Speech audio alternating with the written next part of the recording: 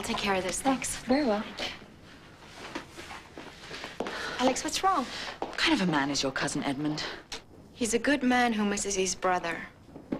Look, why don't you sit down and tell me what he's done to upset you? Oh, it was so cruel. I've never been treated like this in my life. Edmund's not cruel.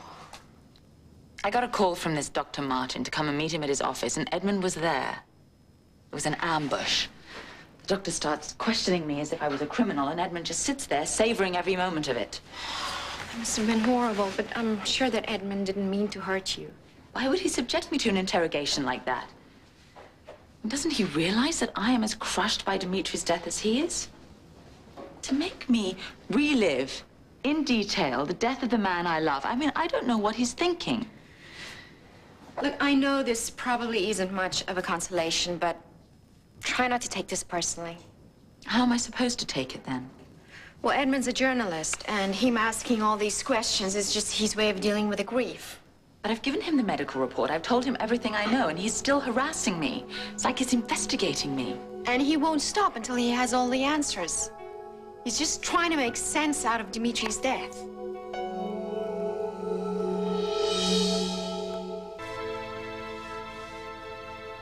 Alex, why don't you come and sit down? Would you like some coffee, or do you prefer tea? Well, I prefer tea, but I'll have coffee. Cream and sugar? No, thanks. You know, I just believe that a strong cup of coffee helps you clear your mind. Mm.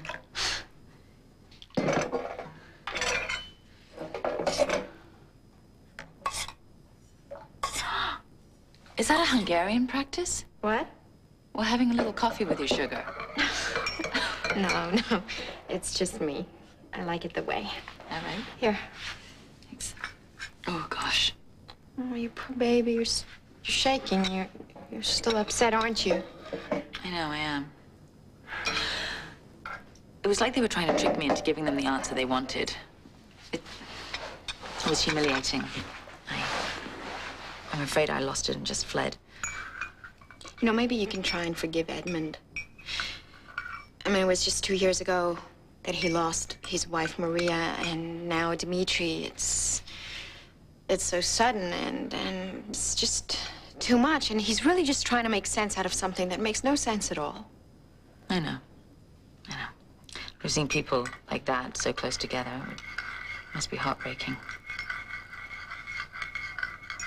He and his wife, they really loved each other. Yeah, I only met Maria a few times at Vadsal, but Edmund just worshipped her. They almost seemed to be able to communicate without even speaking. You know, when they weren't even together, like at a dinner or a party, when their eyes met, you could just tell they were together like a couple, you know, complete in themselves. What was she like? I didn't know her that well, but she was kind of like an old soul. She was wise and kind, but she could make Edmund laugh by just lifting her eyebrow. And, she was, what do you call it, neurotic? Oh, neurosurgeon. Yes. People said that she had a gift. She worked on people's brains. Can you imagine it? Being able to help people and save their lives and give them hope. Mm.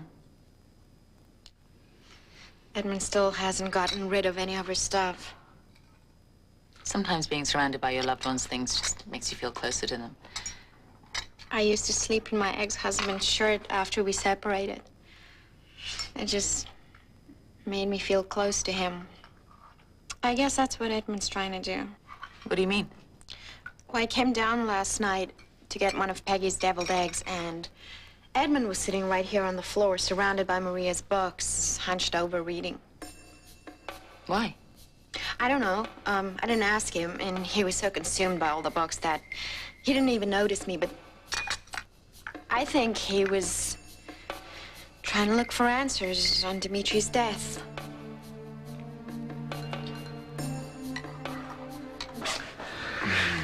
Do you think we may have upset Alex too much this morning? Alex? Who's Alex? That's Dimitri's widow. Yeah. Listen,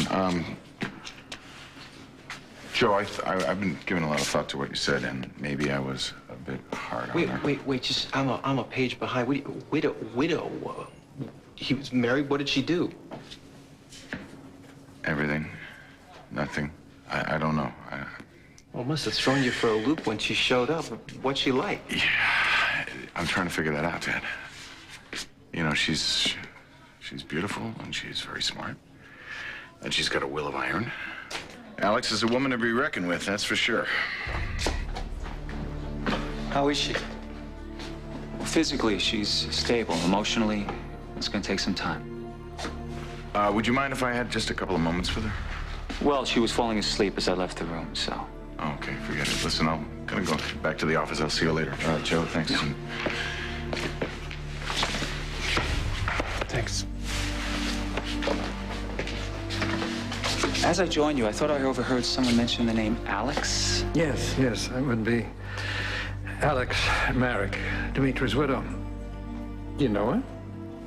No, no, earlier I thought I saw someone that I used to know, another Alex. But I must have been mistaken. Lots of books there. I hope Edmund found what he was looking for. He won't stop until he does. Although I don't think he will ever find the real answer. Why his wife and Dimitri was taken away from him. Anyway, I have to go. My one friend called me. I have a few things to pick up, so... Are you gonna be okay? Yes, of course. Are you sure? Yes. Look. No more shaking. No. Thank you. Take care. Yes, you too. Bye. Bye.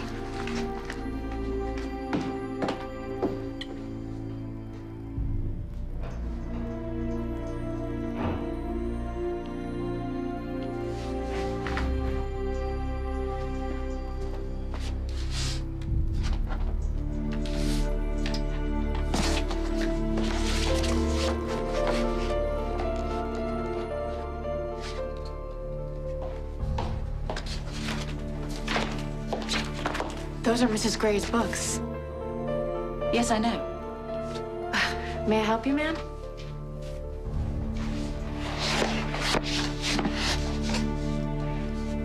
Yeah, my curiosity got the better of me, so I wanted to take a look.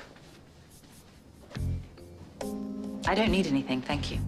I came to pick up the coffee service. Well, I might want another cup, so just leave it. There's a bag of mine that still hasn't arrived. Do you think you could check and see if it was left on the plane? Certainly, Mrs. Marick. Thank you.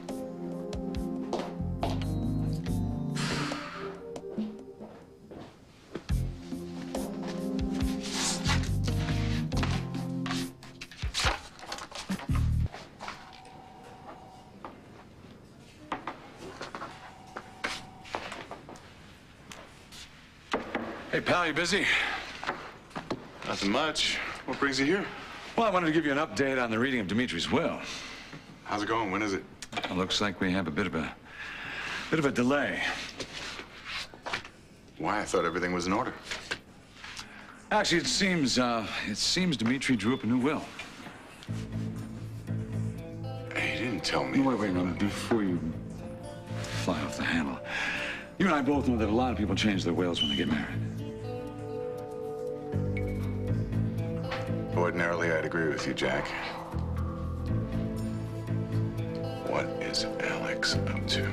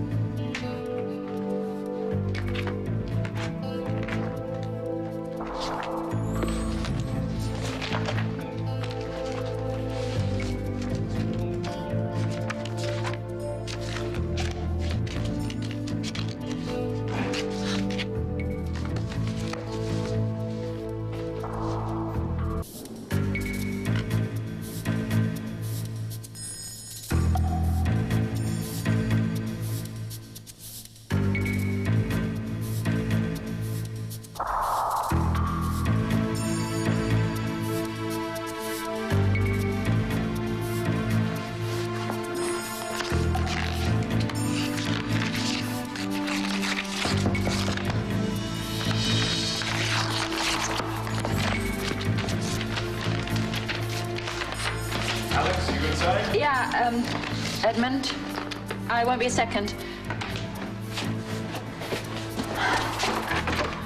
Sorry it took so long. I hope I'm not disturbing you. Not at all. What can I do for you? I'd like to talk to you about my brother's will. May I come in? Yes, of course.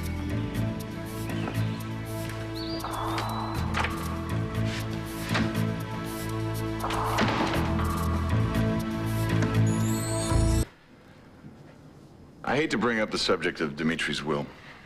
Oh, please don't feel you're being indelicate. It's perfectly logical. Jackson said that the two of you have spoken about it earlier. Yeah. It's quite normal for newlyweds to redo their wills. Did you make up a new one? Yes. And I gave Jackson our solicitor's number in London. Yeah, he mentioned that. He also mentioned he was having some difficulty getting through to him. Oh. Maybe he's on holiday. I'll try and find out for you. I'm sure Jack would appreciate that. Now, I don't know any of the specifics of Dimitri's bequests, but I do know that you, Sam, and Maddie figure quite prominently in his will. And I know he was a great admirer of Maria's foundation, so I'm sure he's made provisions for that also. I see. And I'm quite certain that he intended to keep providing for Gillian and Eugenia. He told me about the family situation, and I know he wanted to keep them quite comfortable for as long as possible. So if they have any worries about their financial stability, would you please put their concerns to rest? I'll let them know. Thank you. As for my solicitor, I will try and contact him and have him send you a copy of Dimitri's will. Would you like it sent here or to your office? Wildman, thanks. Is there anything else? No, I think that's just about everything. No, that's not everything. There's something else.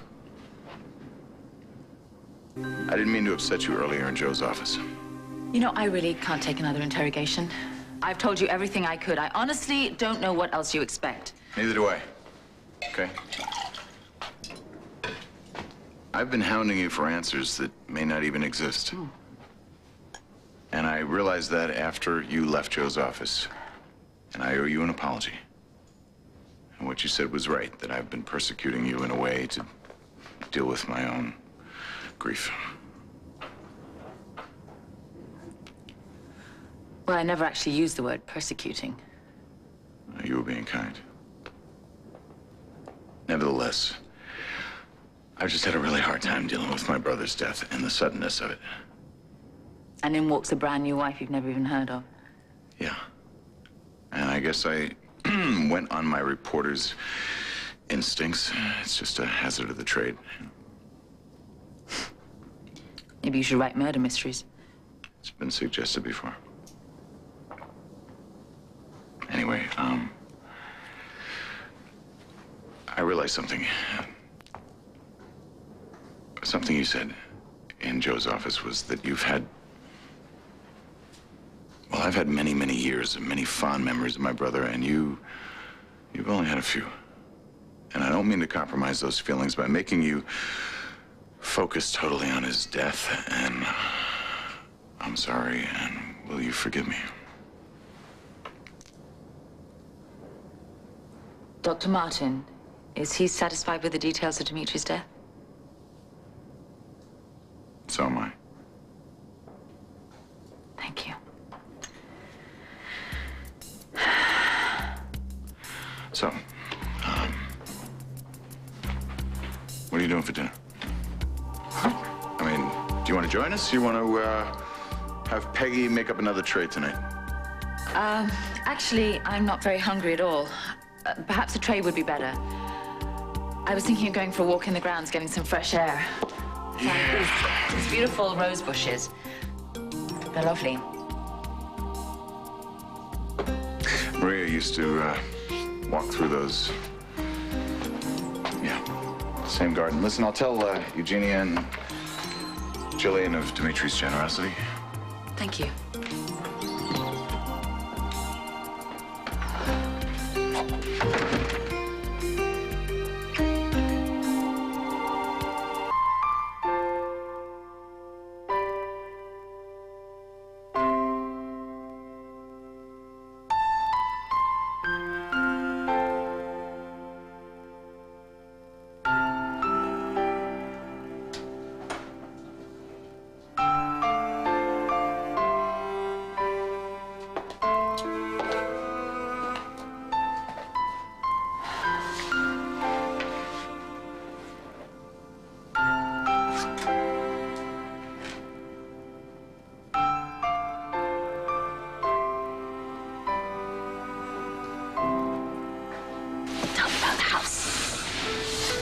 the house. All right. Well, it's very grand. You are in for a big surprise. Well, it's the creaky old ancestors. Now, we banished all those creaky people to the West Wing, but that entryway. Masses of ancient stone and wood. The same, and the staircase. Oh, the cavalry could charge down there, 10 abreast. You have been there. There's this big room off the entryway. The ceiling is way above you. And there's this cozy nest of solid mahogany and leather for resting your bum. And there's paintings and books and candles and flowers. Oh, it sounds awful. Take me back.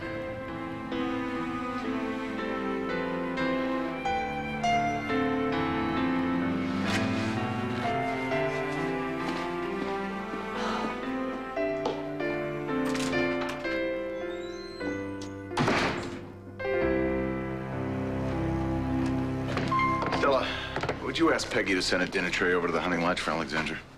Again? Yeah, I guess she's not quite ready to, be around everybody. It's too bad a time like this when you need your family the most. Yeah, well, Stella, she's not really family. Oh. You're wonderful people. She should come to supper. Yeah, well, maybe tomorrow, but for tonight... I'll see to it. Oh, Mr. Gray, do you have one of your wife's books upstairs in your room? No, why do you ask? Well, I was going to return them to the library, but one's missing. You had 4, now there's only 3. Oh, well, you can just leave them there. I'm not finished my research yet. Oh, I thought you and Mrs. Marick were finished. Did you say Mrs. Marick? Yes, sir. I saw her leafing through them this morning. Perhaps one of the children picked up the other book. I'll look around for it. No need, Stella. I have an idea where that book is.